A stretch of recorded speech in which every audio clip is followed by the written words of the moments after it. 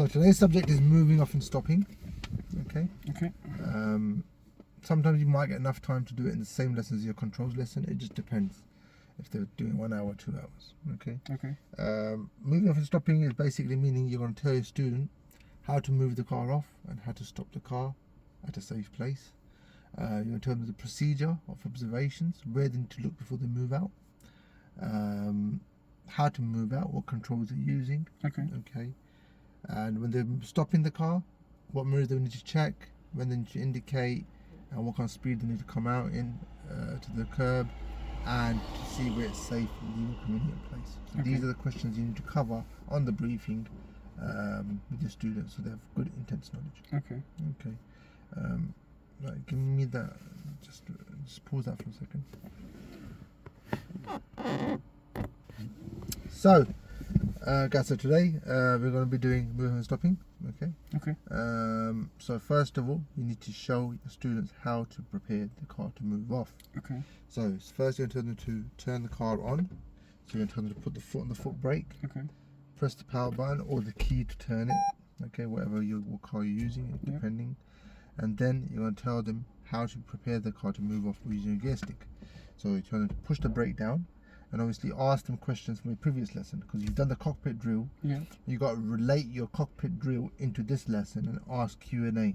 So you want to keep your student interactive with what you're doing, so they don't get bored. Mm-hmm. Okay, so make sure you're asking them questions. So in your last lesson, if you remember, we've done cockpit drill. Yeah. So remember what I taught you, had to put the gear in, and then you can ask me that question. Yeah. And I can say yes, I remember. I say no, I don't remember that, depending on the student.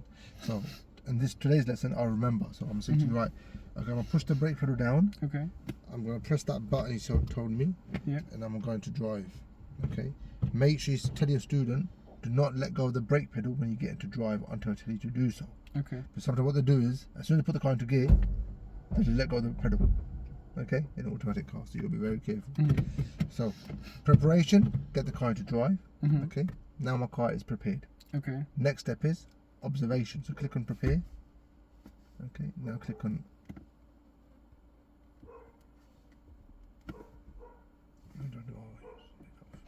Okay, now observation. So next thing is your observation. Mm-hmm. So click on observation. Now you're going to tell them you're going to do a 6-point check. Okay. Starting from the left shoulder. So look over the left shoulder. That's the left shoulder there. You'll say this to your student. So look over the left shoulder. Mm-hmm. Then look in the left door mirror. Yeah. To see what's beside you. Look in the center mirror, Yeah. or your true view mirror. Look ahead of you at the windscreen. Mm-hmm. And then look in your right door mirror. And then look at your right blind spot. Okay? Okay. So these are the 6 places you look before you move off from the left. Okay. Okay? Now, once you've done the observations, Mm-hmm. you need to make sure it's completely clear before you move out. Okay. Then you can indicate. Do not indicate until you've done your observations, because you don't know what's coming behind you. And if there is a car coming behind you and you've got your indicator on, then they might give you way, Okay. which is not allowed. We should not stop any car to give us away. Okay? Okay. So, let's do the observations. Yeah. Boom, boom, boom, boom, boom. I indicate right now because it's nice and clear. And then you can say to them, let go of the brake pedal as you're going to steer to your right. Now, you need to mention about your steering before the car moves out as well. Okay? So, what you say to them is, so like we talked about cockpit drill last lesson, treat it like a clock. Okay? So, you must mention that because you taught me that in the cockpit drill. And now, you're going to tell your students to steer 5 to 10 minutes to the right as your car starts moving out. Mm-hmm. So, it goes into the center of your lane. Okay. Okay. Once your car goes into the center of the lane, so you can press the move bit, press the move button, and you can see as the car's moving, you can see the steering moving to the right. Okay. So once your car's into the center of the road, you're going to steer back to your left about 5 to 10 minutes to straighten the car up, and then bring the car back to 12 o'clock. Okay. Very simple. And then cancel your indicator. Tell them why it's important to cancel the indicator. Because if there's a road on the right, people might think that you're going turning right. right, Yeah. so you'll be misleading your students' information. Okay. So you need to remember, you need to mention that. Okay. So that's all the points covered to move off. Now you're going to ask your student some questions before you're moving back in. Okay, so pull up on the left at a safe place. Mm-hmm. So when would it be safe to park up on the left? You're going to ask your student. So they might say, oh, on a bend or this and that. Okay, you're going to say, right, so there will be places where you can't park. One is number one is not anywhere near a bend, Okay. because you'll be obstructing the view behind. of the cars coming from behind and the car coming in the front. You can cause an accident. Do not park in front of driveways. Now, what are driveways? The area people they drive their car into the go to property. Private area, yes. Yeah, private property, yes. Okay, so you're blocking the convenience. So do not block anyone's driveway. Okay. Third thing is opposite junction. So there's a junction on the right hand side, and you park your car where the lamppost is. What's happening there? What am I doing? There's enough space to move the car. Which other car? And the car coming. So the car comes from the side road and find it difficult to turn. So you're blocking it and obstructing the road. Yeah. Okay. All right. What about zigzag lines? A zigzag, we are not allowed to park there. Why is that? That area mostly they are all the time they need to clear. Why though? What's the purpose? Maybe because there is a school, maybe there is a entrance. No, but what is the purpose of a zigzag line? So people they're not allowed to park. Okay. All right. I'm gonna come out of the road. So if there's a zebra crossing or there's a traffic light, there's a zigzag in front of it. Yeah. Now, if I parked in the zigzag line, what am I doing to the car behind? The behind of the driver is not able to see. Thank you very much. Yeah. That is the reason why you got a zigzag line at every pedestrian crossing. Okay. So you don't block the view of the zebra crossing or the traffic light. Yeah. Very important to elaborate this to your student. Okay. And then impose and tell them that what is the penalty? So do you know the penalty of parking zigzag line? No. It's 3 points, £100 fine. Oh God.